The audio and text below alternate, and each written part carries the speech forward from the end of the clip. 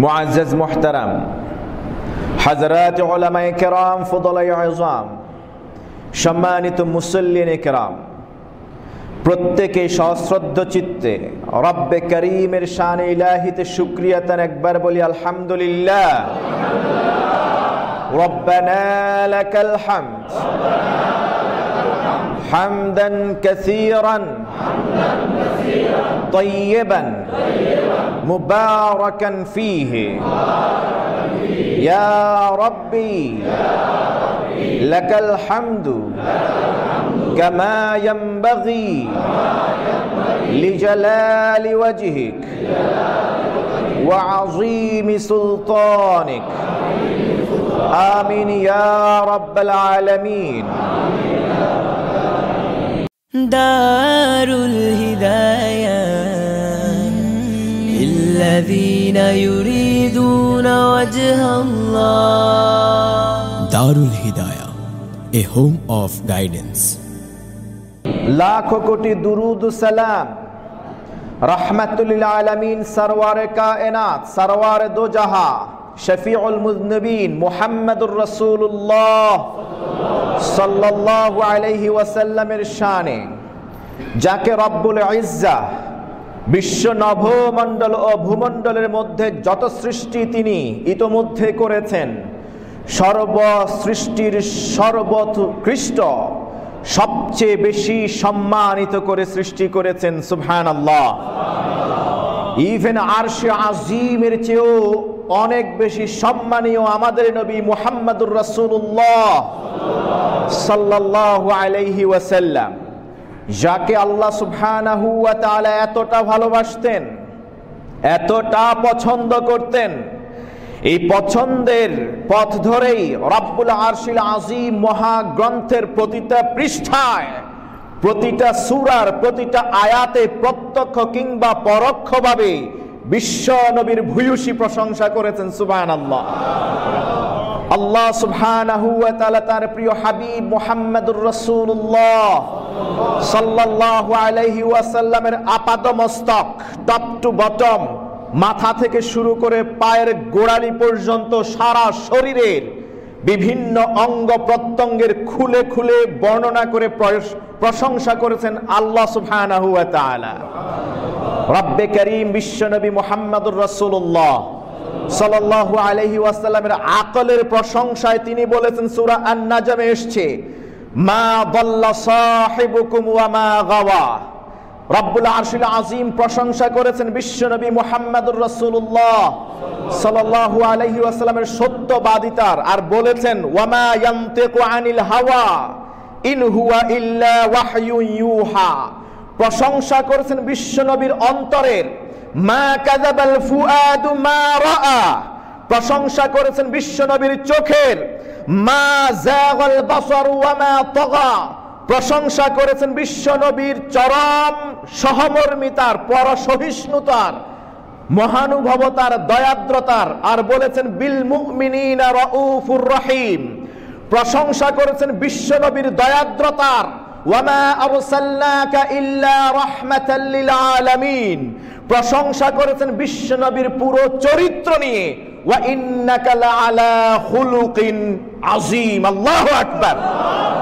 তিনি তো সেই নবী, যেই নবীর প্রশংসায় আল্লাহ সুবহানাহু ওয়া তাআলা মহাগ্রন্থ আল কোরআনের রন্ধ্রে রন্ধ্রে তিনি আয়াত নাজিল করেছেন। বিশ্ব নবী যেখানে গিয়েছেন, জিবরিল আলাইহিস সালাতু ওয়াস সালামকে আল্লাহ তাআলা সেখানে সাথী বানিয়ে দিয়েছেন। তিনি তো সেই নবী, যেই নবীকে আল্লাহ সুবহানাহু ওয়া তাআলা এতটা ভালোবাসতেন। আল্লাহ রাসূলের ব্যাপারে তিনি বলছেন, ওয়া ওয়াজাদাকা আইলান ফাআগনা। অর্থ সম্পদহীন হিসেবে পেয়ে আল্লাহ সুবহানাহু ওয়া তাআলা তাকে ধনী বানিয়ে দিয়েছেন। সুবহানাল্লাহ। পর অমুখাপেক্ষী হিসেবে কবুল করেছিলেন। ওয়া ওয়াজাদাকা ইয়াতীমান ফাআওয়া। আল্লাহ সুবহানাহু ওয়া তাআলা যাকে পিতৃ মাতৃহীন হিসেবে পেয়ে, একেবারে ইয়াতীম অবস্থায় পেয়ে তাকে আশ্রয় দিয়েছেন। আল্লাহু আকবার। নিজের আশ্রয় নিয়ে আল্লাহ সুবহানাহু ওয়া তাআলা সূরা দোহা নাজিল করে দিয়ে বললেন, নবী হে, ওয়ালা সাউফা ইউতিকা রাব্বুকা ফাতারদা। ও নবী, আপনাকে অচিরেই আমি এত কিছু দিব, এত কিছু দিব, আপনি সন্তুষ্ট হয়ে যাবেন। সুবহানাল্লাহ। মুফাসসিরিন কিরাম বলছেন আল্লাহ সুবহানাহু ওয়া তাআলা বিশ্ব নবীকে ততক্ষণ পর্যন্ত দিতেই থাকবেন যতক্ষণ না বিশ্ব নবী সন্তুষ্ট চিত্তে সেটা গ্রহণ করেন এবং সেটা মেনে না নেন। সুবহানাল্লাহ। যতক্ষণ আল্লাহর রাসূলের সন্তুষ্টি না আসবে ততক্ষণ পর্যন্ত আল্লাহ সুবহানাহু ওয়া তাআলা বিশ্ব নবীকে দান করতেই থাকবেন, ইহকালে এবং পরকালে উম্মতকে নাজাতের মাধ্যমে। আল্লাহু আকবার। তিনি তো সেই নবী যেই নবী তার অব্যক্ত কোন দোয়া আল্লাহ সুবহানাহু ওয়া তাআলা আরশে আজিম থেকে কবুল করে নেন। কোরআনের আয়াত নাজিল করে দেন, কাদ নারা তাকাল্লুবা ওয়াজহিকা ফিস সামা ফালানুওয়াল্লিয়ান্নাকা কিবলাতান তারদাহা ফাওয়াল্লি ওয়াজহাকা শাতরাল মাসজিদিল হারাম। মক্কা থেকে মদিনায় যাওয়ার পর 16 থেকে 17 মাস বাইতুল মাকদাসের দিকে ফিরে বিশ্বনবী নামাজ আদায় করেন, আর নামাজের সময় শুধুমাত্র আসমানের দিকে তাকান। বিশ্বনবী মনে মনে তার খুব ইচ্ছা, খুবই খায়েশ নিজের পিতা ইব্রাহিম আলাইহিস সালাতু ওয়াস সালাম, ইব্রাহিম আলাইহিস সালামের কিবলাকে তিনি কিবলা হিসেবে ধারণ করে সেদিকে মুখ করে তিনি নামাজ পড়তে চান, কিন্তু রব্বে কারীমের কাছে বলেন না। আল্লাহ সুবহানাহু ওয়া তাআলা বিশ্বনবী বারবার আসমানের দিকে তাকান, এটা বুঝে গেলেন বিশ্বনবী কি চান। সাথে সাথে কোরআনের আয়াত নাজিল করে দিন, কাদ নারা তাকাল্লুবা ওয়াজহিকা ফিস সামা। আল্লাহ সুবহানাহু ওয়া তাআলা দেখতে পেয়েছেন বিশ্বনবী সাল্লাল্লাহু আলাইহি ওয়াসাল্লাম নামাজরত অবস্থায় আসমানের দিকে নজর করেন। আল্লাহু আকবার। কেন? ফালানুওয়াল্লিয়ান্নাকা কিবলাতান তারদাহা, যাতে করে আল্লাহ সুবহানাহু ওয়া তাআলা কিবলাকে আল্লাহর রাসূল যেভাবে যেই দিকে পছন্দ করেন সেই দিকে মুভ করে দেওয়ার জন্য। সুবহানাল্লাহ। ও নবী, ফাওয়াল্লি ওয়াজহাকা শাতরাল মাসজিদিল হারাম, কাল ক্ষেপণ করবেন না আপনি এই মুহূর্তে নামাজরত অবস্থায়। ওলামায়ে কেরাম বলছেন হয় যোহর কিংবা আসরের সময় 2 রাকাত সালাত পড়েছেন বাইতুল মাকদাসের দিকে ফিরে, বাকি 2 রাকাত সালাত বিশ্বনবী সাল্লাল্লাহু আলাইহি ওয়াসাল্লাম কাবার দিকে ফিরে পড়েছেন। সুবহানাল্লাহ। এখনো সেই মসজিদ মদিনায় আছে, মসজিদুল কিবলাতাইন। আল্লাহু আকবার। মসজিদুল কিবলাতাইন। সুবহানাল্লাহ। তিনি তো সেই নবী, যদি হাত তোলার প্রয়োজন হয় না, যদি কখন তিনি হাত তোলেন আসমানের চন্দ্র পর্যন্ত দ্বিখণ্ডিত হয়ে যায়। সুবহানাল্লাহ। আবু বকর সিদ্দিক রাদিয়াল্লাহু তাআলা আনহু পাশে বসা একদল মুশরিক কাফেররা এসে বিশ্বনবীকে বললেন, ইয়া মুহাম্মদ, তুমি নবুয়ত দাবি করো, তোমাকে একটা পরীক্ষা দিতে চাই, এমন কোন নিদর্শন কি তোমার কাছে আছে যেগুলি আমরা পারবো না, তুমি পারবে? যদি সেই নিদর্শন মুআজিজা তুমি দেখাতে পারো তাহলে আমরা দ্বিধা বিভক্তি ভাবেই আমরা তোমার উপর ঈমান আনয়ন করব। বিশ্বনবী সাল্লাল্লাহু আলাইহি ওয়াসাল্লাম বলেন, হ্যাঁ আমার কাছে মুআজিজা আছে। আসমানের দিকে আঙ্গুলটা ইশারা করলেন। সুবহানাল্লাহ। ইকতারাবাতিস সাআ ওয়ানশাক্কাল কমার, চন্দ্র দ্বিখণ্ডিত হয়ে গিয়েছে। আব্দুল্লাহ ইবনে ওমর রাদিয়াল্লাহু তাআলা আনহু বলছেন, চন্দ্র যখন দ্বিখণ্ডিত হয়ে গিয়েছে মাঝখান দিয়ে পাহাড় দেখা যাচ্ছিল, এক ভাগ এদিকে এক ভাগ ওদিকে চলে গিয়েছে, মাঝখান দিয়ে পাহাড় দেখা গিয়েছে। সুবহানাল্লাহ। আবু জাহেল আবু লাহাব উতবারা তখন বলল যে সাহারা মুহাম্মদ তো এখানে জাদুটোনা করেছে, এখানে জাদুর ভেলকিবাজি দেখিয়েছে। হাত্তা ইনশাক্কাল কামার, ভেলকিবাজি এত বেশি চন্দ্র পর্যন্ত দ্বিখণ্ডিত করে ফেলেছে। বিশ্বনবী সাল্লাল্লাহু আলাইহি ওয়াসাল্লাম আবু বকর বললেন, ইয়া আবা বকর ইশহাদ, আবু বকর তুমি সাক্ষী থাকো, তারা আমার কাছে ওয়াদা দিয়েছে আমার মুআজিজা দেখলে তারা ঈমান আনয়ন করবে, এখন তারা আমাকে জাদুকর বানিয়ে দিয়েছে। আল্লাহু আকবার। আসমানের দিকে ইশারা করে রব্বে কারীম বললেন, আল্লাহুম্মা শাহাদ, আল্লাহুম্মা শাহাদ, আল্লাহ আপনি সাক্ষী থাকেন, তারা নেফাকি করেছে, আমার কথা মানে নাই, আমি মুআজিজা দেখিয়েছি আপনার রহমতের মাধ্যমে, তারা আমার কথা মানে নাই। সুবহানাল্লাহ। তিনি তো সেই নবী যেই নবী কদম থেকে একটা পা তুললে আরশে আজিমে চলে যান। সুবহানাল্লাহ। আরশে আজিমে আল্লাহ তাআলা তাকে সম্মান দেওয়ার জন্য নিয়ে যান, তার সাথে কথা বলার জন্য কাছে ডেকে নেন। আল্লাহু আকবার। এবং মুমিনের জন্য সবচেয়ে বড় হাদিয়া নামাজ, আল্লাহ সুবহানাহু ওয়া তাআলা নিজের কাছে ডেকে বিশ্বনবীকে হাদিয়া দিয়েছেন। আল্লাহু আকবার। এত সব গুণে গুণান্বিত বিশ্বনবী মুহাম্মদুর রাসূলুল্লাহ সাল্লাল্লাহু আলাইহি ওয়াসাল্লাম মসজিদে নববীতে বসা, জিবরিল আলাইহিস সালাতু ওয়াস সালাম তাশরিফ আনলেন, এসে কোরআনের সূরা আত-তাওবার ৮০তম আয়াত নিয়ে আসলেন। আউযু বিল্লাহি মিনাশ শাইতানির রাজীম। ইস্তাগফিরতা লাহুম আও লা তাস্তাগফির লাহুম ইন তাস্তাগফির লাহুম ৭০ মাররা লান ইয়াগফিরাল্লাহু লাহুম। নবী হে, আপনি ক্ষমা চান কিংবা না চান, আপনি যদি ৭০ ক্ষমা চান, খবরদার আল্লাহ সুবহানাহু ওয়া তাআলা কখনো তাদেরকে ক্ষমা করবেন যেই নবী মুখে কিছু বলা লাগে না, অন্তরে পোষণ করেন কোনো ইচ্ছা, যেই নবী আঙ্গুল ইশারা করলে চন্দ্র দ্বিখণ্ডিত হয়ে যায়, যেই নবী কদম জমিন থেকে আলাদা করলে আরশে আজিম পর্যন্ত পৌঁছে যান, এমন কি হয়েছে যেই নবী মুহাম্মদুর রাসূলুল্লাহ সাল্লাল্লাহু আলাইহি সাল্লামের কাছে জিবরিল আল্লাহ তাআলার পক্ষ থেকে কোরআনের আয়াত নিয়ে এসেছেন, নবী হে আপনি ক্ষমা চান কিংবা না চান এতে কিচ্ছু আসে যায় না, একবার দুইবার নয় 70 বারও যদি আপনি তাদের জন্য আমার কাছে ক্ষমা চান আমি কখনো তাদেরকে ক্ষমা করব না। আল্লাহু আকবার।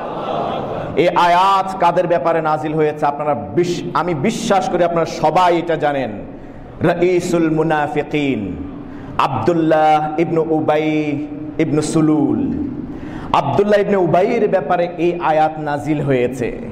আব্দুল্লাহ ইবনে উবাই সে তো বিশ্বনবীর সেই সাহাবী যেই সাহাবী আমার চেয়ে লম্বা জুব্বা পরতো, যেই সাহাবের দাড়ি আমার চেয়ে সুশৃঙ্খল ছিল, অনেক লম্বা ছিল, সুন্দর ছিল, পরিপাটি করে রাখতেন। ইনি তো সেই সাহাবী যেই সাহাবী পাগড়ি পরতেন, কখনো কখনো বলা হয়েছে 5 হাত 7 হাত ইভেন 80 হাত লম্বা পর্যন্ত পাগড়ি পরতেন আব্দুল্লাহ ইবনে উবাই ইবনে সুলুল। এই তো সেই সাহাবী যেই সাহাবী হার হামেশা বিশ্বনবীর মুকাব্বির হতেন, বিশ্বনবীর নামাজের ইকামত দিতেন, কখনো কখনো বিশ্বনবী কিছু বললে তখন লিল্লাহে তাকবীর বলে আওয়াজ দিতেন। এই তো সেই সাহাবী যেই সাহাবী বিশ্বনবী মুহাম্মদুর রাসূলুল্লাহ সাল্লাল্লাহু আলাইহি ওয়াসাল্লামের ওযু করা পানি তাকে খাওয়ানো হয়েছিল, তার ছেলে আব্দুল্লাহ খাইয়েছিল। এই তো সেই সাহাবী যেই সাহাবী প্রথম কাতারে সব সময় নামাজ পড়তো, জীবনে কখনো নামাজ ছেড়ে দিয়েছে এইরকম কোন প্রমাণ কোন সিরাতের গ্রন্থে কোন হাদিসের গ্রন্থে কোথাও পাওয়া যায় না। তিনি তো সেই সাহাবী যেই সাহাবী সব সময় বিশ্বনবী বরাবর পিছনে দাঁড়ানোর চেষ্টা করতেন। ইভেন সিরাতের গ্রন্থে এসছে যেই দিন দেরি হয়ে যেত মানুষের পাশ ঠেলে ঠেলে ঠেলে ঠেলে ফাঁকা করে সে সামনে এসে দুইজনে মাঝখানে ছাগলের 3 নম্বর বাচ্চার মতো এসে সেখানে দাঁড়িয়ে যেত। আমাদের সমাজে মনে হয় নাই জুমার দিনে এরকম পা ঠেলে ঠেলে মানুষের ঘাড়ের উপর টপকে টপকে আসে না? বিশ্বাস করেন যেই কাজ করবেন, সহিহ বুখারীর হাদিস বলছে ওই দিন জুমার দিনে যত ফজিলত আছে সব ফজিলত থেকে আপনি বঞ্চিত। সাবধান, এই চরিত্র হচ্ছে মুনাফিকের নেতা আব্দুল্লাহ ইবনে উবাইয়ের চরিত্র। বিশ্বনবীর পিছনে এসে বসার জন্য এরকম মানুষের ঘাড়ের উপর দিয়ে এসে এভাবে এসে বসে যেত। এই তো সেই সাহাবী যেই সাহাবী বিশ্বনবীর চাচা হযরত আব্বাস রাদিয়াল্লাহু তাআলা আনহুকে যখন বদরের যুদ্ধে বন্দী করা হলো, শীতে কাঁপছিলেন আব্বাস রাদিয়াল্লাহু তাআলা, সেই সময় তিনি তখন ঈমানদার হন নাই। ওই সময়ে এই মুনাফিক নেতা আব্দুল্লাহ ইবনে উবাই সেটা দেখে থরথর করে কাঁপছিল, বিধায় নিজের জামা খুলে বিশ্বনবীর চাচাকে পরিয়ে দিয়েছিলেন। আব্দুল্লাহ ইবনে উবাই, সেই আব্দুল্লাহ ইবনে উবাই এবং তার উত্তরসূরিদের ব্যাপারে আল্লাহ তাআলা এই কোরআনের আয়াত নাজিল করেছেন। আমি আপনি 5 ওয়াক্ত সালাত পড়ছি, লম্বা লম্বা জুব্বা পড়ছি, সুন্দর দাড়ি রাখছি, আমি আপনি প্রথম তাকবীরে উলার সাথে সালাত আদায় করছি, মানুষের সাহায্য সহযোগিতা করছি, এই সব কিছু কিন্তু আব্দুল্লাহ ইবনে উবাইয়ের সাথে সব মিল আছে। কোনো অংশে আব্দুল্লাহ ইবনে উবাইকে আপনি ছোট খাটো সাহাবী বলে আপনি দাবি করতে পারেন না। ইভেন আব্দুল্লাহ ইবনে উবাই তো সেই সাহাবী যেই সাহাবী বিশ্বনবীর হাতে হাত রেখে কালেমাতুশ শাহাদা পাঠ করেছিলেন। আপনি আমি তো কালেমাতুশ শাহাদা পাঠে করিনি জন্মের পর বা নতুন করে ঈমান আনয়নের প্রয়োজন হয় না। আমরা তো আমাদের পৈতৃক সূত্রে আমরা মুসলমান দাবি করি। তিনি আল্লাহ রাসূলের হাতে হাত রেখে ঈমান আনয়ন করেছিলেন। তিনি তো সেই সাহাবী যেই সাহাবী বিশ্বনবীর ইমামতিতে সব সময় নামাজ পড়েছেন। আপনারা তো আমার পিছনে নামাজ পড়েন এই মসজিদে যারা আসেন, আমি নিজেই তো আল্লাহ জানেন আমার যে কি হবে, আমি নিজেই নিজের কোনো কিছু জানি না। নাম হেদায়েত, কিন্তু আসলে হেদায়েতের উপর আছে কিনা আমি সন্দিহান। হেদায়েত কার হাতে?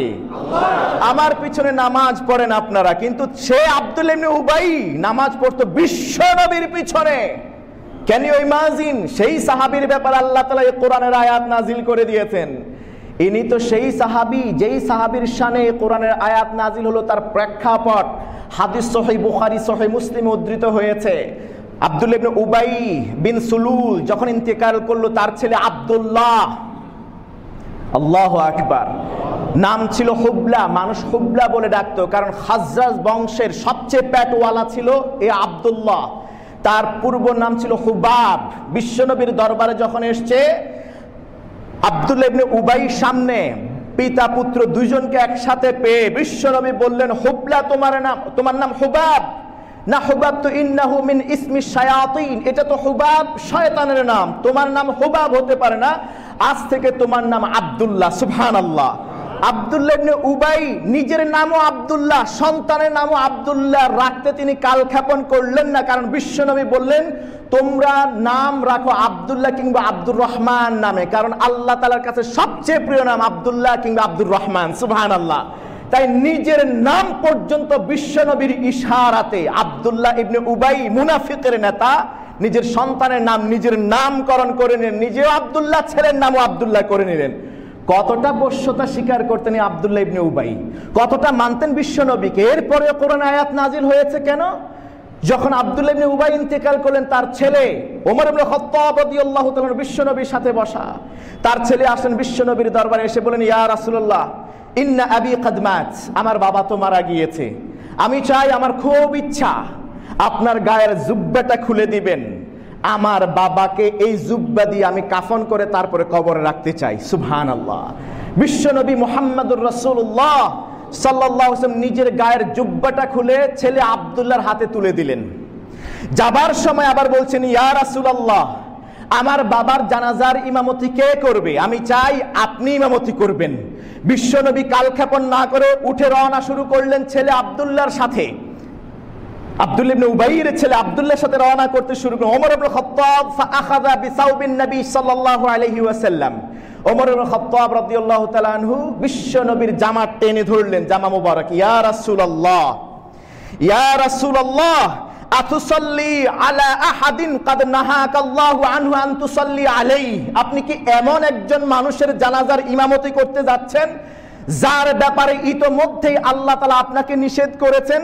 ইস্তাগফির লাহুম আও লা তাস্তাগফির লাহুম ইন তাস্তাগফির লাহুম 70 মাররাতান ফালান ইয়াগফিরাল্লাহু লাহুম।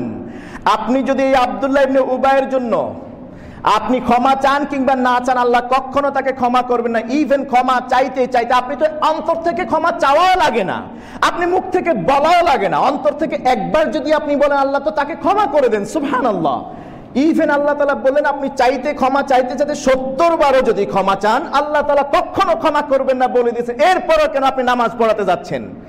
বিশ্বনবী সাল্লাল্লাহু আলাইহি ওয়াসাল্লাম রাহমাতুল লিল আলামিন, তিনি বলছেন, ও আমার ওমর, তুমি কি আয়াতের দিকে নজর করে দেখেছো? আয়াতের দিকে খেয়াল করে দেখেছো আমার আল্লাহ এখানে কি বলেছেন? আমার আল্লাহ বলেছেন 70 বারও যদি ক্ষমা চাই তাহলে ক্ষমা করবে না।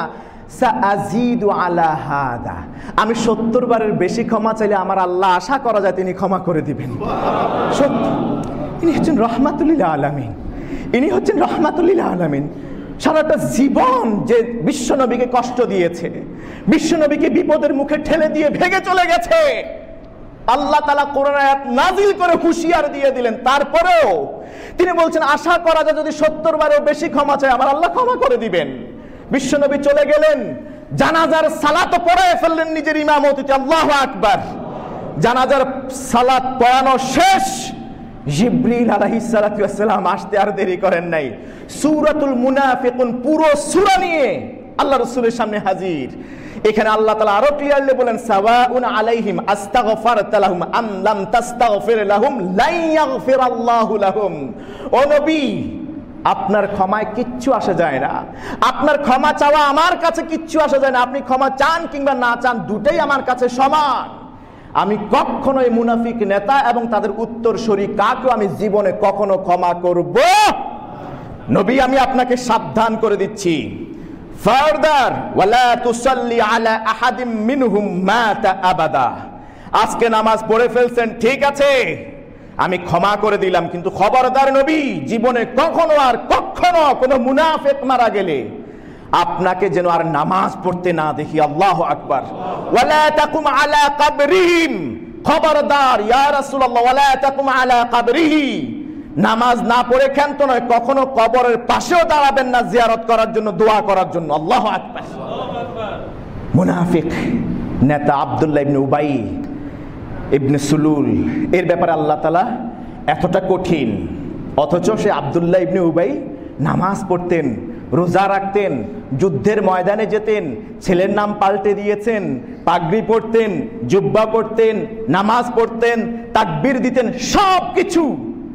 ইভেন সূরাতুল মুনাফিকে আল্লাহ তাআলা বিশ্ব নবীকে বললেন, ওয়া ইযা রাআইতাহুম তুজিবুকা আজসামুহুম ওয়া ইযা রাআইতাহুম তুজিবুকা আজসামুহুম।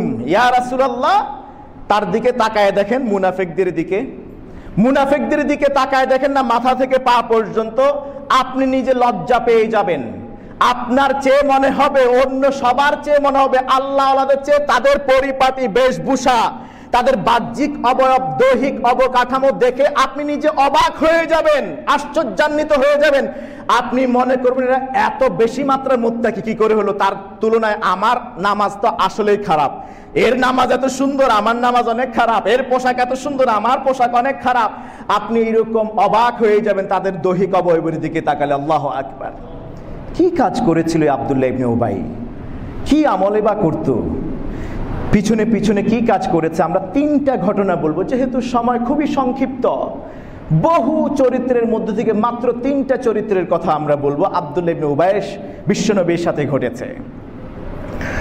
আব্দুল্লাহ ইবনে উবাই তার সঙ্গী সাথীদের নিয়ে বসা, বললেন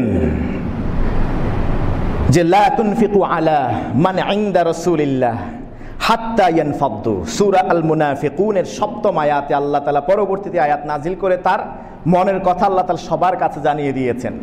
সবার সাথে একসাথে বসা, তার সঙ্গী সাথীদেরকে চুপে চুপে বলছেন, তোমরা সাহায্য সহযোগিতা করো।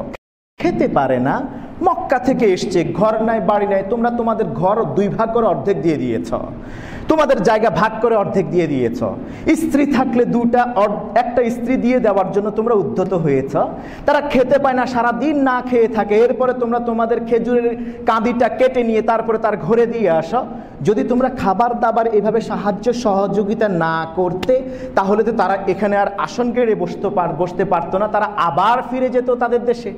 তোমরা এখানে সহযোগিতা করছো বলেই তো বসে আছে। খবরদার, লা তুনফিকু আলা মান ইনদা রাসূলিল্লাহ, যারা রাসূলুল্লাহর আশেপাশে আছে তাদেরকে কোনো সাহায্য সহযোগিতা করবে।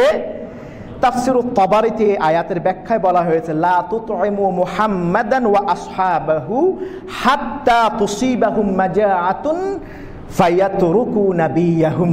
তোমরা যদি নবী মুহাম্মদ এর দরবারে কোনো খাবার দাবার হাদিয়া না দাও, এক, অথবা যদি তার সঙ্গী সাথীদেরকে সাহায্য সহযোগিতা না করো, তাহলে হাত্তা তুসিবাহুম মাজাআতুন, তাদের ক্ষুধা পাবে, ক্ষুধা পেলে খেতে পারবে না, নবীর কাছে খাবার চাইবে, খাবার দিতে পারবে না। অতএব কি করবে তারা? হাত্তা ফায়াতরুকু নাবিয়াহুম, তারা তাদের নবীকে ছেড়ে আবার স্বদেশে প্রত্যাবর্তন করবে। এই হচ্ছে উত্তম ফন্দি যদি তাদেরকে তোমাদের দেশ থেকে ভাগাইতে চাও। এই কথা ওই সময়কার একজন গোলাম ছিলেন যায়েদ ইবনে আরকাম রাদিয়াল্লাহু তাআলা, তিনি শুনে ফেললেন। তিনি শুনে এসে বিশ্বনবীর দরবারে এসে সে কায়াত করলেন, ইয়া রাসূলুল্লাহ, আব্দুল্লাহ ইবনে উবাই তার সঙ্গী সাথীদেরকে এই রকম তালিম দিচ্ছে, আপনার বিরুদ্ধে সাহায্য সহযোগিতা না করার জন্য সে পরামর্শ দিচ্ছে। বিশ্বনবী তাকে ডেকে পাঠালেন। এটা হলো সত্যিকারের কাদিউল কুজাত যারা আছেন, বিচারক যারা আছেন, তাদের দায়িত্ব হচ্ছে এটা।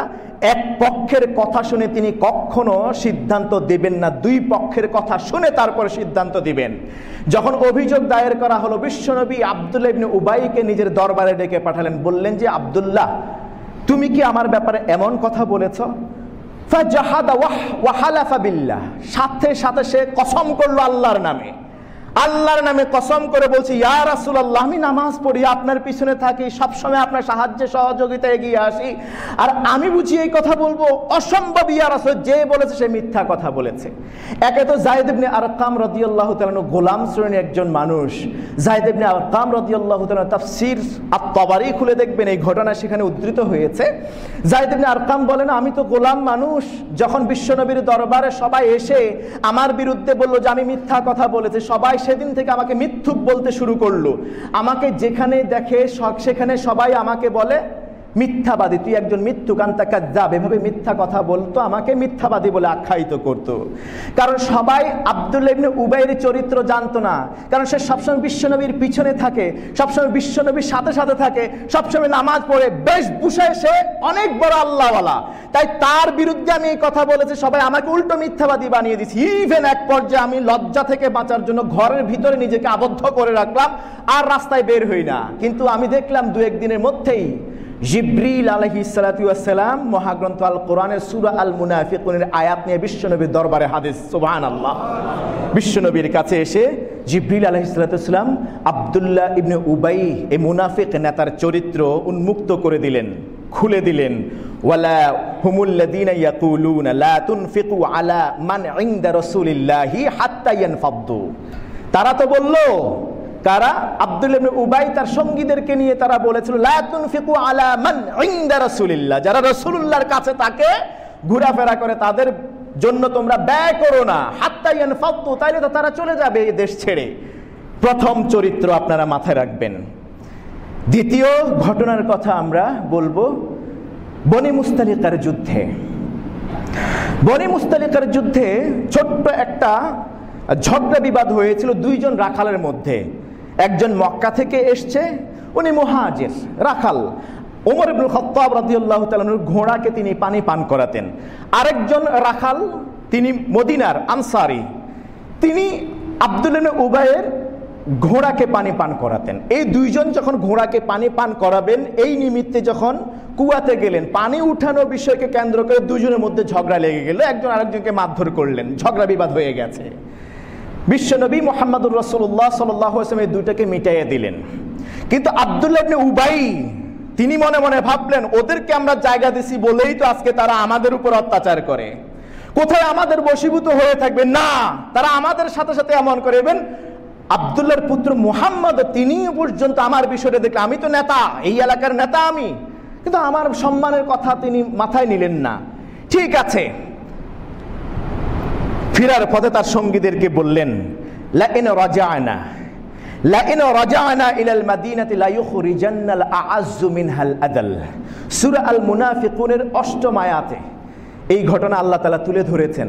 বনি মুস্তালিকার যুদ্ধ থেকে ফেরার পথে আব্দুল্লাহ ইবনে উবাই তার সঙ্গীদেরকে বলছে, শুধুমাত্র মদিনায় ফিরে নেই, আমরা যুদ্ধ থেকে মদিনায় যাই নেই, সেখানে আমরা যারা শক্তিশালী আছি, যারা সম্মানীয় আছি মদিনার, যারা কম সম্মানী হিজরত করে এসছে মক্কা থেকে, তাদেরকে আমরা আমাদের দেশ থেকে তাড়াইয়ে দেব। লাইন রাজানা ইলাল মাদিনা, যদি আমরা মদিনায় ফিরে আসি, লা ইউখরিজান্নাল আ'আজ্জু মিনহাল আদাল, আমাদের মাঝে সম্মানিত যারা আছে তারা কম সম্মানী যারা আছে, অর্থাৎ মক্কা থেকে যারা হিজরত করে আসছে তাদেরকে দেশ থেকে তাড়াইয়ে দেব, তাইলে সমাধান হয়ে যাবে, এদেরকে আর আমাদের দেশে থাকতে দেব না। এই ঘটনা আবার শুনে ফেললেন নিজের সন্তান আব্দুল্লাহ, যার ইতিপূর্বে নাম ছিল হুবাব, যার উপনাম ছিল হুবলা। আব্দুল্লাহ রাদিয়াল্লাহু তাআলা আনহু এই কথা শুনে বিশ্বনবীর দরবারে এসে হাজির। কারণ আব্দুল্লাহ রাদিয়াল্লাহু তাআলা আনহু ইতিমধ্যে তিনি জানতে পেরেছেন বিশ্বনবীর কাছে এই সংবাদ ইতিমধ্যে পৌঁছে গেছে, যদি কেউ নাও পৌঁছায় খোদ আরশে আজিমের মালিক আল্লাহ তাআলা তাকে এটা জানিয়ে দিবেন। আল্লাহু আকবার। এই ভয়ে আব্দুল্লাহ রাদিয়াল্লাহু তাআলা আনহু বিশ্বনবীর দরবারে এসে হাজির, বলেন ইয়া রাসূলুল্লাহ, আমার বাবা আপনার ব্যাপারে এই কথা বলে ফেলেছেন, আমার মনে হয় আপনি তার রক্তকে হালাল করে দিবেন, তাকে হত্যা করার জন্য কাউকে নির্দেশ দিবেন। ইয়া রাসূলুল্লাহ, আমার একটা আবদার আছে, আমার একটা অনুরোধ আছে, সেটা হলো আমাকে আমার বাবার হত্যার দায়িত্বটা আমার হাতে দিন, অন্য কারো হাতে দিবেন না। কারণ কেউ যদি আমার বাবাকে হত্যা করে শত্রুতা বশত হয়তো কখনো আমি তাকে হত্যা করে ফেলতে পারি, অতএব একজন কাফেরের জন্য একজন মুসলমানকে হত্যা করি আমি, এটা আমি চাই না। ইয়া রাসূলুল্লাহ, আপনি আমাকে অনুমতি দিন, আমি আমার বাবাকে হত্যা করব। বিশ্বনবী সাল্লাল্লাহু আলাইহি ওয়াসাল্লাম বলেন লা তাকতুল আবাক, লা তাকতুল আবাক। ও আমার সাহাবী আব্দুল্লাহ, খবরদার বাবার ব্যাপারে এরকম আচরণ করো না। রহমাতুল আলামিন বললেন তুমি তোমার বাবাকে হত্যা করতে যেও না, বরং মৃত্যু পর্যন্ত আমরা তোমার বাবা তার সাথে আমরা সুন্দর আচরণ করব। ওমর ইবনে খাত্তাব রাদিয়াল্লাহু তাআলা বলেন ইয়া রাসূলুল্লাহ, আপনি আমাকে অনুমতি দিন, আমি তার গর্দানটাকে আলাদা করে দেই। বিশ্বনবী সাল্লাল্লাহু আলাইহি ওয়াসাল্লাম বললেন যে ওমর, আজকে আমি তোমাকে একটি ওয়াদা করিয়ে নিচ্ছি, আব্দুল্লাহ ইবনে উবাই যতদিন পর্যন্ত আমাদের সাথে আছে, যতদিন পর্যন্ত জীবিত থাকবে, ততদিন পর্যন্ত আছে ভালো ব্যবহার করবে, কখনো খারাপ আচরণ করবে না। আল্লাহু আকবার। রাহমাতুল লিল আলামিনের আচরণ তো এমনই হওয়া চাই। তিনি বলেন কখনো খারাপ আচরণ করবে না, কারণ যদি তোমরা একজন আরেকজনের সাথে মারামারি করতে যাও, লোকেরা কাফের মুশরিকরা বলবে মুহাম্মদের দলের লোকেরা নিজেরা নিজেদের মধ্যে ঝগড়া বিবাদে লিপ্ত হয়ে গিয়েছে, আমাদের ব্যাপারে তারা খারাপ মন্তব্য করবে, এটা আমি চাই না। সুবহানাল্লাহ। বিশ্বনবী আব্দুল্লাহকে নিষেধ করলেন, আব্দুল্লাহ মেনে গেলেন। বিশ্বনবী কাকে হত্যা করতেও ইঙ্গিত করেন নাই।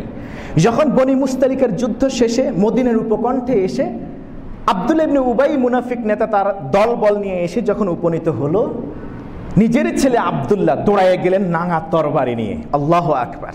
বাবার বিরুদ্ধে তরবারি নিয়ে গেলেন মদিনার উপকণ্ঠে, তোরণ দিয়ে সদর তোরণে গিয়ে দাঁড়িয়ে আছেন। গিয়ে বাবার সামনে তরবারিটা এভাবে উঁচিয়ে ধরে তিনি বললেন, ওয়াল্লাহি লা তাদখুলু আল মাদিনাতা হাত্তা ইয়াযানা লাকা রাসূলুল্লাহ। আল্লাহু আকবার। যদি বিশ্বনবী আমাকে নিষেধ না করতেন আপনার গর্দান নিতে, তাহলে আমি এই মুহূর্তে আপনার শিরচ্ছেদ করে দিতাম। আপনি আল্লাহর রাসূলের বিরুদ্ধে আপনি ষড়যন্ত্র করেছেন, মদিনা থেকে তাড়িয়ে দিবেন বলেছেন। আমার নবী আমাকে নিষেধ করেছেন, আপনি বাবা বিধায় আপনাকে সম্মান দেখিয়ে আমি ছেড়ে দিয়েছি, তবে খবরদার একটা কদম আপনি ভিতরের দিকে দিবেন না, আপনি মদিনায় ঢুকতে পারবেন না। যেই নবীকে মদিনা থেকে তাড়িয়ে দিতে চেয়েছেন সেই মদিনায় আমি আপনাকে ঢুকতে দেব না। আল্লাহু আকবার। ততক্ষণ পর্যন্ত আপনি এখানে দাঁড়িয়ে থাকবেন যতক্ষণ পর্যন্ত বিশ্ব নবী রাহমাতুল লিল আলামিন আপনাকে মদিনায় ঢোকার অনুমতি না দেন। সুবহানাল্লাহ। বিশ্বনবী তাড়াতাড়ি করে ওমর ইবনে খাত্তাব রাদিয়াল্লাহু তাআলা আনহুকে পাঠালেন, যাও বাবা পুত্র পিতা পুত্রের দ্বন্দ্ব নিরসন করো, আব্দুল্লাহ ইবনে উবাইকে মদিনায় ঢোকার অনুমতি দাও। সুবহানাল্লাহ। এরপরে ছেলে তরবারি কোষবদ্ধ করলেন, ঢুকতে দিলেন। দ্বিতীয় ঘটনা, শুধু মেসেজগুলো নেবেন। And third and last of stories, আজ শেষ ঘটনা আমরা বলছি। উহুদের ময়দানে যুদ্ধের সময় হয়ে আসলো, ঢামাঢোল বাজছে চারদিকে, কাফের মুশরিকরা প্রস্তুত। বিশ্বনবী সাল্লাল্লাহু আলাইহি ওয়াসাল্লাম যুদ্ধ কিভাবে সুন্দরভাবে সুনিপুণভাবে সংগঠিত করবেন, সুসংগঠিত করবেন, পরামর্শ সভা ডাকলেন। সবাই পরামর্শ দিতে লাগলেন। আব্দুল্লাহ ইবনে উবাই তিনিও সেখানে পরামর্শ রাখলেন। কিন্তু বিশ্বনবী সাল্লাল্লাহু আলাইহি ওয়াসাল্লাম এবং অন্য সাহাবীদের পরামর্শগুলি আব্দুল্লাহ ইবনে উবাইয়ের চেয়ে সম্পূর্ণ ভিন্ন। আব্দুল্লাহ ইবনে উবাই পরামর্শ দিল, মদিনা থেকে আমরা আমাদের ঘর থেকে বের হব না, যুদ্ধের ময়দানে আমরা যাব না। দেখেন, আমরা যুদ্ধের ময়দানে যাব না, ঘর থেকে বের হব না। যখন কাফের মুশরিকরা আমাদেরকে আক্রমণ করার জন্য মদিনায় আসবে, আমাদের ঘরে হানা দিবে, আমরা ছাদের উপরে, ইভেন নারীরা পর্যন্ত ছাদের উপরে বিভিন্ন জায়গা থেকে সেখান থেকে পাথর নিক্ষেপ করবে, বিভিন্নভাবে আঘাত করার চেষ্টা করবে, আমরা ঘর থেকে বের হব না। উদ্দেশ্য কি? যুদ্ধের ময়দানে আমরা যাব না, নিজেকে বাঁচিয়ে রাখি। এই পরামর্শ বিশ্বনবী নেন নাই, সাহাবারাও এটা বাদ দিয়ে দিলেন। বিশ্বনবী তার পরামর্শ কেন নেন নাই? This is the question. তার মনে এটা প্রতিভাত ঘটল যে আমি একজন নেতা, মদিনায় আমি আছি, এত ক্ষমতা আমার এই পরামর্শকে উনি একেবারে মাথায় নিলেন না, উড়ে ফেলে দিন, অন্যদের পরামর্শ তিনি গ্রহণ করলেন। আমি এত হীন, আমি এত হেয়, আমার কোনো মর্যাদা নাই, সম্মান নাই তার কাছে। আচ্ছা ঠিক আছে, সময় মতো বুঝাবো। আপনারা এটা সবাই জানেন, 300 জন সাহাবী নিয়ে তিনি উহুদের প্রান্ত থেকে ভেগে চলে গিয়েছিলেন। মুসলমানদের সাক্ষাৎ মৃত্যু, মুসলমানরা সাক্ষাৎ বিপদে আছে জেনে মুসলমানদের বিপদের মধ্যে রেখেই আব্দুল্লাহ ইবনে উবাই 300 সাহাবী নিয়ে ভেগে আবার চলে আসছে। কোন বিপদের মুখে ঠেলে দিয়ে আব্দুল্লাহ ইবনে উবাই চলে আসছে? আল্লাহু আকবার। উহুদের বাকি ইতিহাস আপনারা জানেন। উহুদের যুদ্ধে মুসলমানরা, বহু মুসলমান শহীদ হয়ে গিয়েছে, অতর্কিত হামলার মুখোমুখি হয়েছে। যদি ওই 300 জন সাহাবী সহ থাকতো তাহলে অন্তত পক্ষে এতটা সমস্যা হতো না। সংখ্যা কমের কারণে, মুসলমান শিবিরের সংখ্যা কম থাকার কারণে ওই দিনে এই অবস্থা হয়েছে। আপনারা জানেন, মহাগ্রন্থ আলোচনার বিভিন্ন আয়াত এসছে। মুআজ্জাজ হাদিরিন, 3টি ঘটনা আমরা উল্লেখ করেছি। 3টা ঘটনা থেকে আমরা কি বলতে পারি? প্রথম হলো কি চরিত্র, দেখেন তার মধ্যে সব কিছু ছিল, নামাজ, রোজা, হজ, যাকাত, এভরিথিং ছিল, কোনো কিছুর অভাব ছিল না। কিন্তু তার এই 3টা ঘটনা থেকে যে মেসেজগুলি আমরা নিতে পারি, তার এই ছদ্মবেশী ইমানদারের পিছনে, তার অন্তরে ভিতরে আরও কিছু চরিত্র ছিল। এই 3টা ঘটনা থেকে আমরা 5টা চরিত্রের কথা বলতে পারি। এক হচ্ছে সে চরম পর্যায়ের মিথ্যাবাদী, ঠিক কিনা বলুন? যখন যায়েদ ইবনে আরকাম রাদিয়াল্লাহু তাআলা আনহু এসে বিশ্বনবীর দরবারে রিপোর্ট করলেন, সে সাথে সাথে অস্বীকার করে বসলো। আয়াতুল মুনাফিকি সালাস, ইদা হাদ্দাসা কাযাবা। মুনাফিকের আলামত তিনটা বিশ্বনবী বললেন, এর মধ্যে একটা হলো যখন সে কথা বলে সে মিথ্যা কথা বলে। আমাদের সমাজে মিথ্যা নাই, না না নাই নাই নাই, আমাদের সমাজে মিথ্যা নাই। আছে কি? দাবি করেন আপনারা আছে? মিথ্যা কথা বলে দাবি করেন? এরা কি নামাজ পড়ে না? এরা কি রোজা রাখে না? এরা কি তাকবীরুল্লাহর সাথে নামাজ পড়ে না?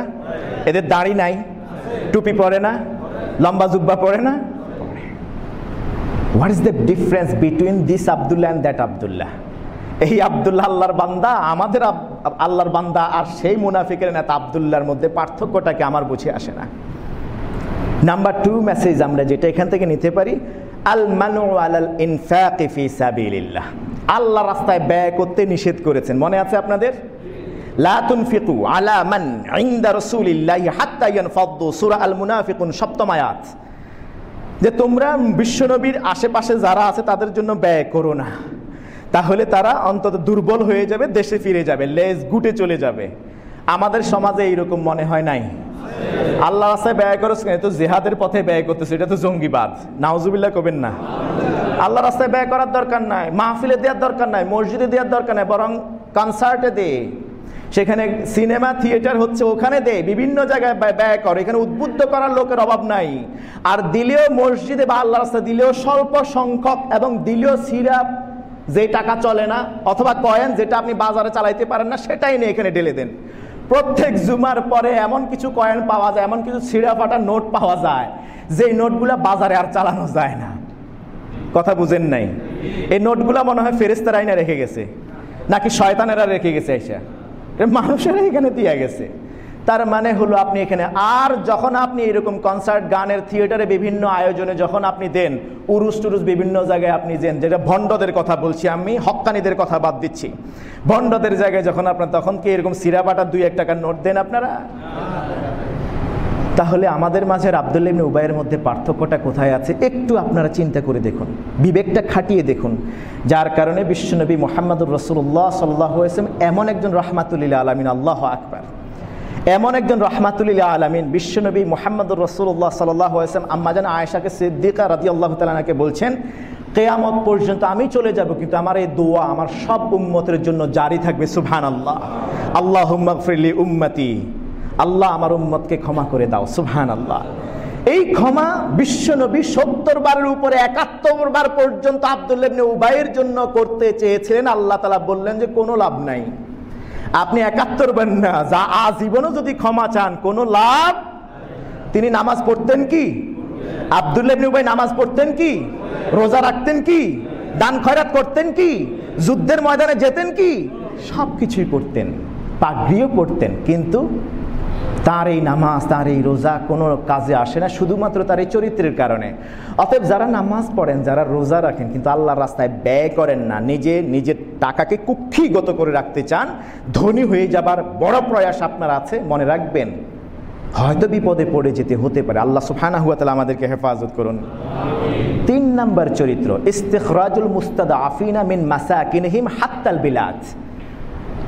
ইমানদার যারা আছে, দুর্বল শ্রেণীর মানুষ, সমাজে শক্তিশালী মানুষ আছে, সমাজপতি, ধীপতি, অর্থপতি, বিত্তবান আছে, পাশাপাশি গরিব, বস্তুহারা, বাস্তুহারা, এতিম, নিঃস্ব, মিসকিনও আছে। একসাথে আল্লাহ তাআলা ব্যালেন্স করেছেন যাতে করে সমাজে একটা ভারসাম্য বজায় থাকে। সুবহানাল্লাহ, সুবহানাল্লাহ। রিজিক দেন কে? আল্লাহ সুবহানাহু ওয়া তাআলা। আব্দুল্লাহ ইবনে উবাই যুদ্ধের ময়দান থেকে ফেরার পথে,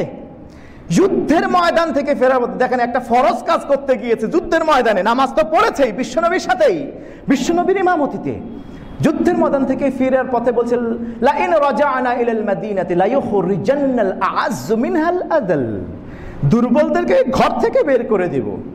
আমাদের সমাজে এরকম বহুত নামধারী মুসলমান আছে যারা সমাজের দুর্বল, সমাজের এতিমদের সম্পদ তারা অন্যায়ভাবে গ্রাস করে নিয়ে যায়।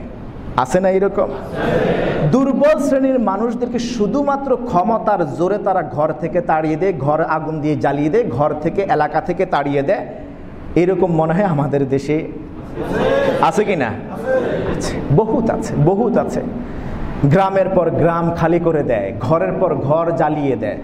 এরা মনে হয় আমাদের দেশের হিন্দুরা এই কাজগুলি করে বেশি না?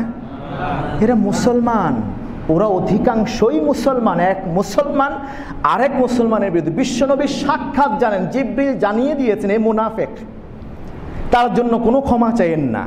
আল্লাহ রসুল ওমর ইবনে খাত্তাব যখন তাকে হত্যার অনুমতি চাইলেন, মাথা আলাদা করে দেওয়ার অনুমতি চাইলেন, বিশ্বনবী বললেন না না না, আমি জানি খুব ভালোবেসে রঈসুল মুনাফিকিন, সে আমার কত ক্ষতি করেছে এটা আমি খুব ভালো করে জানি। ওমর, যতদিন সে জীবিত থাকবে তার সাথে ভালো ব্যবহার করবে, কখনো খারাপ ব্যবহার করবে না, কারণ সে তো আমাদের দলের এক কাতারে ভুক্ত হয়ে সে যুদ্ধে যায়। একই পাগড়ি, আমি যে পাগড়ি পরি সেও একই পাগড়ি পরে, আমার দাঁড়িয়ে আছে তারও দাঁড়িয়ে আছে, আমার জুব্বা তারও জুব্বা, আমি নামাজ পড়ি সেও নামাজ পড়ে। যদি তোমরা একজন আরেকজনকে আঘাত করো, মারো, তাহলে অমুসলিম মুশরিকরা বলবে দেখো মুসলমান মুসলমানের মধ্যে যুদ্ধ বাঁধিয়ে দিয়েছে। আর আজকে দেখেন, তুচ্ছ স্বার্থকে সিদ্ধি করবার জন্য, হয়তো টাকা পয়সার জন্য, অথবা শোহরতের জন্য, যশ এন্ড খ্যাতির জন্য, অথবা ক্ষমতার লোভে এক মুসলমান আরেক মুসলমানের কতটা অত্যাচার নির্যাতন করছে। এই নজির কি আমাদের দেশে নাই? আল্লাহ সুবহানাহু ওয়া তাআলা আমাদেরকে বুঝার তৌফিক দান করুন। না জানি এই মুসলমানদের হাসর নশর হয় আব্দুল্লাহ ইবনে উবাইয়ের সাথে। আল্লাহ সুবহানাহু ওয়া তাআলা আমাদেরকে হেফাজত করুন। চতুর্থ যেই মেসেজ আমরা নিতে পারি আব্দুল্লাহ ইবনে উবাইয়ের চরিত্র থেকে, সেটা হলো অহংকার। অহংকার পরামর্শ দিয়েছিল উহুদের যুদ্ধে যাবার আগে আব্দুল্লাহ ইবনে উবাই। বিশ্বনবী এবং সাহাবীরা একসাথ হয়ে তারা অন্য পরামর্শ দিয়েছেন, বিদায় বিশ্বনবী সেই পরামর্শ গ্রহণ করেছেন, তার পরামর্শ ধরেন নাই। কারণ আল্লাহ সুবহানাহু ওয়া তাআলাকে বিশ্বনবী সাল্লাল্লাহু আলাইহি ওয়াসাল্লাম নিজেই ডিরেক্ট করেছেন। কি করেছেন? ফাবিমা রাহমাতিন মিনাল্লাহি লিনতা লাহুম ওয়ালাউ কুনতা ফাজ্জান গালিযাল কলবি লানফাদ্দু মিন হাওলিক ফাআফু আনহুম ওয়াস্তাগফির লাহুম ওয়াশাবিরহুম ফিল আমর। যে কোনো বিষয়ে পরামর্শ করো, পরামর্শ ভিত্তিক কাজ করো, আর পরামর্শ গ্রহণ করে এরপর সিদ্ধান্তে উপনীত হতে পারলে ফাইদা আযামতা ফাতাওয়াক্কাল আলাল্লাহ, এরপর আল্লাহর উপর ভরসা করে তোমরা কাজে নেমে পড়ো। সুবহানাল্লাহ। বরকত দিবেন কে? আল্লাহ সুবহানাহু ওয়া তাআলা। কেন তার পরামর্শ গ্রহণ করা হলো না? সেই জন্য সে মহাক্ষেপা খেপছে এবং 300 সৈন্য নিয়ে মুসলমানদেরকে নিয়ে সে উহুদের ময়দান থেকে ফিরে চলে আসছে। মুআজ্জাজ হাদিরিন, এই অহংকার মনে হয় আমাদের কারো অন্তরে নাই। আপনার মত কেন রাখা হইল না? ফর এক্সাম্পল, মসজিদের কমিটিরা বসছেন। ফর এক্সাম্পল একটা উদাহরণ দিয়ে বলি, আমাদের এখানে আলহামদুলিল্লাহ কমিটিদের মধ্যে সুন্দর সৌহার্দ্যপূর্ণ সহাবস্থান আমি দেখেছি আলহামদুলিল্লাহ। আল্লাহ সুবহানাহু ওয়া তাআলা এই সুন্দর পারস্পরিক এই ভ্রাতৃত্ব বন্ধনকে নাজাতের ওসিলা বানান। সকল বলেন আমিন। বহু মসজিদে দেখেছি কমিটির সবাই বসছে কোনো এক সিদ্ধান্তের জন্য, এক একজন এক এক পরামর্শ দিচ্ছে। সভাপতি এক কথা, সেক্রেটারি আরেক কথা, ক্যাশিয়ার আরেক কথা, এরপর সহ যেগুলি আছে সেগুলি এক একজন এক এক পরামর্শ দিচ্ছে। যখন অন্যরা এক পরামর্শ সিদ্ধান্ত গ্রহণ করলেন, তখন যার পরামর্শ গ্রহণ করা না, তিনি যদি সেক্রেটারি হয়ে থাকেন, তিনি যদি ক্যাশিয়ার হয়ে থাকেন, দ্বন্দ্ব কি তৈরি হয় না? আমিও তো কমিটিতে আছি, রানিং কমিটিতে, রানিং মেম্বার আমি, তা আমার কথা কেন শুনবেন? এটা শুধুমাত্র আপনার মসজিদে নয়, আপনার ঘরে তাকায় দেখুন, আপনার পরিবারের মধ্যেও কিন্তু এই সমস্যাটা আছে, দ্বন্দ্বটা আছে। আপনি তাকায় দেখুন, এটা ব্যক্তিগত পর্যায় থেকে শুরু করে আপনার অফিসেও কিন্তু এটা থেকে মাহরুম নয়, খালি নয়, রাষ্ট্রীয় পরিমণ্ডল পর্যন্ত, আন্তর্জাতিক পরিমণ্ডলের সেম চিত্র আপনাদের নজরে আসবে আমার মনে হয়। মুআজ্জাজ হাদিরিন, এটাও কিন্তু ইমানদার জান্নাতি মানুষের চরিত্র নয়। ওয়া নাযা'না মা ফি সুদুরিহিম মিন গিল্লিন ইখওয়ানা, আমার আল্লাহ বলছেন যাদের অন্তরে অহংকার আছে, আমি হিংসা বিদ্বেষ আছে, তারা জান্নাতি নয়। জান্নাতীদের অন্তর থেকে হিংসা বিদ্বেষকে আমি আল্লাহ তাআলা টেনে হিঁচড়ে বের করে নিয়েছি। অতএব একজন নিরঙ্কুশ জান্নাতি মানুষকে যদি পৃথিবীতে তোমরা দেখতে চাও, সে অহংকার মুক্ত, হিংসা বিদ্বেষ মুক্ত হবে। সুবহানাল্লাহ। আপনার কোনো বিষয়ে যদি আপনার কারোর জন্য হিংসার উদ্রেক হয়, আপনার বিদ্বেষের উদ্রেক হয়, আপনি যদি অহম্বোধে বুঝেন, আমিত্বতে বুঝেন, আপনি যদি ভোগেন মহামচুনিমান ডাঙ্গরনিস, এই কথার উপরে যদি আপনি মনে করেন, বসে থাকেন, মনে রাখবেন আপনার গন্তব্য ভিন্ন হতে পারে, মুত্তাকিনদের গন্তব্য আপনার আমার গন্তব্য হতে পারেন। আল্লাহ সুবহানাহু ওয়া তাআলা বুঝে আমল করার তৌফিক দান করুন। সর্বশেষ যে মেসেজ আমরা এখান থেকে নিতে পারি, ইলকাউল মুসলিমিনা ফিত তাআবি ওয়াল মাসায়েব। 300 মুসলমানকে নিয়ে, যোদ্ধাকে নিয়ে আব্দুল্লাহ ইবনে উবাই ফেরত চলে আসছে। সাক্ষাৎ অন্য বাকি মুসলমানদেরকে বিপদের মধ্যে ঠেলে দিয়ে। আমাদের সমাজে এরকম বহু নামাজি, বহু রোজাদার আছে, বহু সাদাকাওয়ালা আছে, কত নামাজি আরেক ইমানদার মুসলমানদেরকে এইভাবে বিপদের মুখে ঠেলে দিতে বিন্দু মাত্র তারা একটু ভাবে না, ঠিক কিনা বলুন? আছে না এরকম? প্রতিবেশীকে কষ্ট দেয়, নিজের মা বাবাকে কষ্ট দেয়, বাবার আত্মীয় স্বজনকে কষ্ট দেয়, মায়ের আত্মীয় স্বজনকে কষ্ট দেয়, ইন জেনারেল মুসলমানদেরকে কষ্ট দেয়, বিভিন্নভাবে কষ্ট দেয়, বিভিন্ন সূত্র ধরে সাধারণ কোনো না কোনো বিষয় নিয়ে কিন্তু কষ্ট দিতে শুরু করে। এগুলি কিন্তু মুনাফিক নেতা আব্দুল্লাহ ইবনে উবাইয়ের চরিত্র। আপনি যদি নামাজ পড়ে অন্য সব কিছু ঠিক থাকে, পাশাপাশি যদি এই চরিত্রগুলো আপনার মাঝে থাকে, তাহলে মনে রাখবেন আল্লাহর নবী মুহাম্মদুর রাসূলুল্লাহ সাল্লাল্লাহু আলাইহি ওয়াসাল্লামের কাছে জিবরাইল শুধুমাত্র আব্দুল্লাহ ইবনে উবাইয়ের ব্যাপারেই বলেন নাই, বরং বলছেন যে ওয়ালা তুসাল্লি আলা আহাদিম মিনহুম মাতা আবাদা। এই আয়াত নাজিল হওয়ার পরে বিশ্বনবী আর জীবনে কখনো যতদিন বেঁচে ছিলেন, কেউ মারা গেলে আগে জানতেন, প্রশ্ন করতেন, দেখতেন সেই ইমানদার কিনা, সে ফাসেক কিনা। ফাসেক হলে, মুনাফিকের কোনো চরিত্র পেলে আল্লাহ রাসূল সাল্লাল্লাহু আলাইহি ওয়াসাল্লাম জানাজায় শরীক হতে যেতেনই না। আল্লাহু আকবার। আমরা তো যে কেউরে এনে জানাজা দিয়ে দেই, এবং যে যত বেশি অপরাধী, যত বেশি ক্রিমিনাল, যে যত বেশি পাপিষ্ঠ, তাকে তত বড় ইমাম দিয়ে আমরা ইমামতি করে জানা যায়, বিসমিল্লাহি ওয়া আলা মিল্লাতি রাসূলিল্লাহ দিয়ে উঠিয়ে দেই, ঠিক কিনা বলেন? এগুলো ঠিক নয়। ওলামায়ে কেরামের তাহকিক এবং তাদের মাসালা হলো, ফতোয়া হলো, যদি কোনো ফাসেক, কোনো ব্যভিচারকারী, কোনো চোর, কোনো প্রসিদ্ধ ডাকাত যদি মারা যায়, এলাকার বড় আলেম তিনি নামাজ পড়াতে যাবেন না, সেখানে অংশগ্রহণ করতে যাবেন না, অথচ নামাজ আর দাফনের কাজে অংশগ্রহণ করলে আল্লাহ তাআলা 2 উহুদ পরিমাণ সওয়াব তার আমল নামায় দেবেন।